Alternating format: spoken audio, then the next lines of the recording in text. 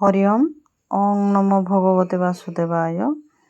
ଆଜି ହେଉଛି ପଞ୍ଚମ ଅଧ୍ୟାୟ କର୍ମ ସନ୍ନ୍ୟାସ ଯୋଗ। ଅର୍ଜୁନ ଉବାଚ କର୍ମ ସନ୍ନ୍ୟାସ କର୍ମ ପଥ ଉଭୟ ତୁମ୍ଭେ କୁହ ଶ୍ରେଷ୍ଠ।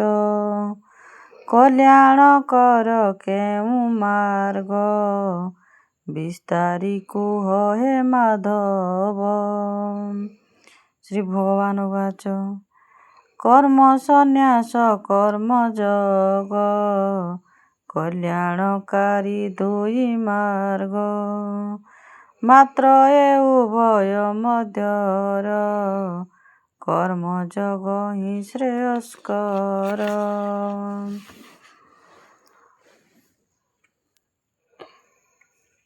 ଦେଶ ଆକାଂକ୍ଷା ଯେ ନ କରେ ନିତ୍ୟ ସନ୍ନ୍ୟାସୀ ବୋଲି ତାରେ। ସଂଶୟ ମୁକ୍ତ ଯେଉଁ ନର ସୁଖେ ବନ୍ଧନ ହୁଏ ପାର। ସାଂଖ୍ୟ କର୍ମ ଯୋଗ ପଥ ପୃଥକ ହେ ଅଜ୍ଞ ଲୋକ। ମାତ୍ର ଏ ଜଗତେ ପଣ୍ଡିତ କୁହନ୍ତି କଥା ବିପରୀତ। ଏକଇ ମାର୍ଗ ଦୃଢ଼ ଥିଲେ ଉଭୟ ଯୋଗ କର୍ମ ମିଳେ। ସେ ଫଳ ଲଭେ ସାଂଖ୍ୟ ଯୋଗୀ ତାକୁ ହିଁ ପାଏ କର୍ମ ଯୋଗୀ। କର୍ମ ଓ ସାଂଖ୍ୟ ଯୋଗ ଏକ ଯେ ଦେଖେ ସେ ଦେଖେ ସମ୍ୟକ। ଅର୍ଜୁନ କର୍ମ ଯୋଗ ବିନା ସନ୍ନ୍ୟାସ ଅସମ୍ଭବ ସିନା। ପରନ୍ତୁ ମୁନି ଯୋଗ ଯୁକ୍ତ ଅଚିରେ ହୁଏ ବ୍ରହ୍ମ ପ୍ରାପ୍ତ। ଯେ ଶୁଦ୍ଧ ଆତ୍ମା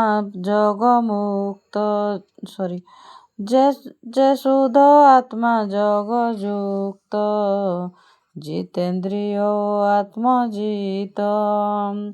ନିଜକୁ ଦେଖେ ସର୍ବଭୂତ କର୍ମ କରିବି ନୁହେଁ ଲିପ୍ତ। ଦେଖିବା ଶୁଣିବା ଛୁଇଁବା ଶୁଙ୍ଘିବା ଖାଇବା ଚାଲିବା ଗ୍ରହଣ କରିବା କହିବା ମଳ ମୂତ୍ର ବିସର୍ଜିବା। ଶୋଇବା ଏବଂ ଶ୍ୱାସ ନେବା ଆଖି ଖୋଲିବା ଓ ବୁଜିବା ଏସବୁ ଯେତେ କ୍ରିୟା ଅଛି ଦେଖି ଭାବଇ ତତ୍ତ୍ୱଦର୍ଶୀ।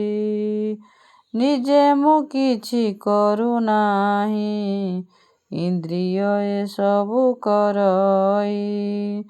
ବ୍ରହ୍ମରେ କରି ସମର୍ପଣ କରେ ଆସକ୍ତି ଦୀନ କର୍ମ।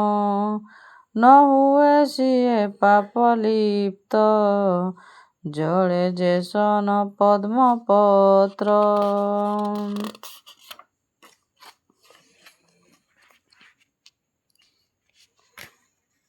ଆସକ୍ତି ଯୋଗୀ କର୍ମ ଯୋଗୀ ଅନ୍ତରେ ଲୋଭିବାକୁ ସିଦ୍ଧି।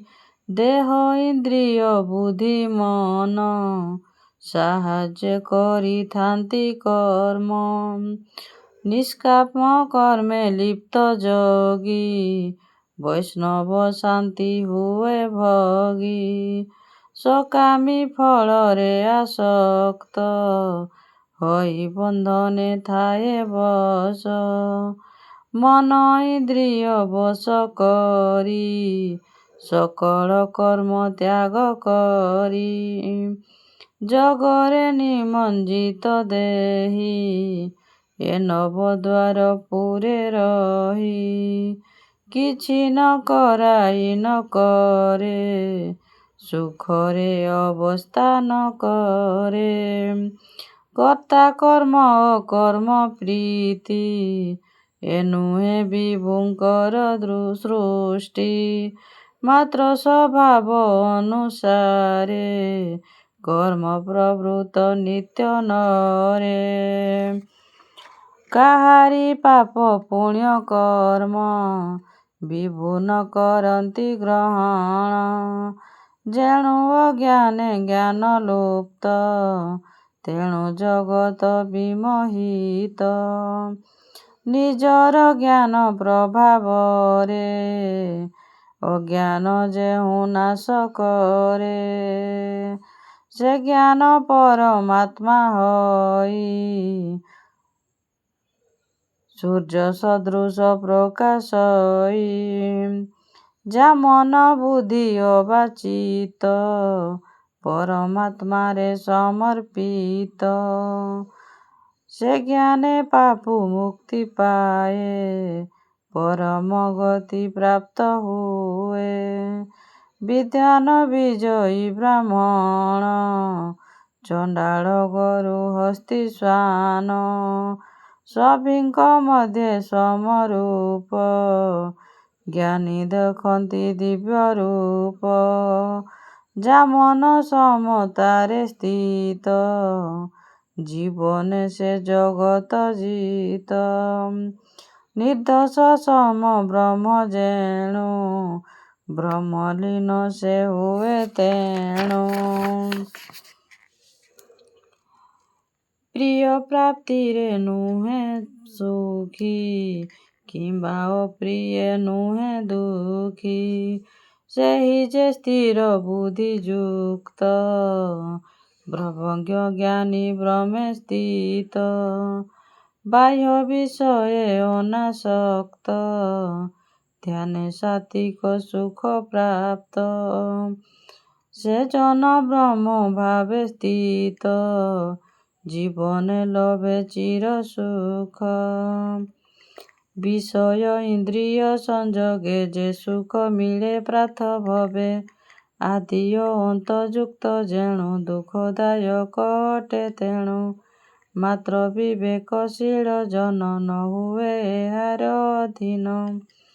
ସାଧନା ସିଦ୍ଧ ଯେ ନର ତ୍ୟାଗ ପୂର୍ବରୁ ଏ ଶରୀର। କାମ କ୍ରୋଧର ବେଗ ସହେ ଯୋଗୀ ସୁଖୀ ସେ ବଲାଏ। ସୁଖ ଯେ ପାଏ ପରମରେ ପୁଣି ସେ ରମଇ ତାହାରେ। ଆତ୍ମଜ୍ଞାନ ଯେ ସ୍ଥିତ ଥାଏ ସେହି ନିର୍ମାଣ ବ୍ରହ୍ମ ପାଏ। ଇନ୍ଦ୍ରିୟ ଯାର ବଶୀଭୂତ ପ୍ରାଣୀଙ୍କ ହିତେ ସଦା ରତ। ନିଷ୍ପାପ ନିଃସଂଶୟ ସେହି ନିର୍ମାଣ ବ୍ରହ୍ମ ଲଭିଥାଇ। କାମ ଓ କ୍ରୋଧରୁ ରହିତ ଆତ୍ମଦର୍ଶୀ ଓ ଜିତ ଚିତ୍ତ। ଯୋଗୀମାନଙ୍କ ପାଇଁ ଜାଣ ଉଭୟ ଲୋକ ବ୍ରହ୍ମ ପୂର୍ଣ୍ଣ। ବିଷୟ ଚିନ୍ତା କରି ଦୂର ଭୂମଧ୍ୟେ ଦୃଷ୍ଟି କରି ସ୍ଥିର। ନାସା ମଧ୍ୟରେ ବିଚରଣ ପ୍ରାଣ ଅପାନ କରି ସମ। ଯେ ମୋକ୍ଷ ପରାୟଣ ମୁନି ଇନ୍ଦ୍ରିୟ ମନ ବୁଦ୍ଧି ଘେନି। ହୁଏ ସେ କ୍ରୋଧ ଶୂନ୍ୟ ଚିତ୍ତ ଇଚ୍ଛା ଭୟରୁ ସଦା ମୁକ୍ତ। ସକଳ ଯଜ୍ଞ ଓ ତପର ଭୋକ୍ତା ମୁଁ ସଭିଙ୍କ ଈଶ୍ୱର। ଜାଣି ସୁହୃଦା ସଭିଙ୍କର ଶାନ୍ତି ଲଭନ୍ତି ଭକ୍ତ ମୋର। ଇତି ପଞ୍ଚମ ଅଧ୍ୟାୟ କର୍ମ ସନ୍ନ୍ୟାସ ଯୋଗ। ଓଂ ନମୋ ଭଗବତେ ବାସୁଦେବାୟ।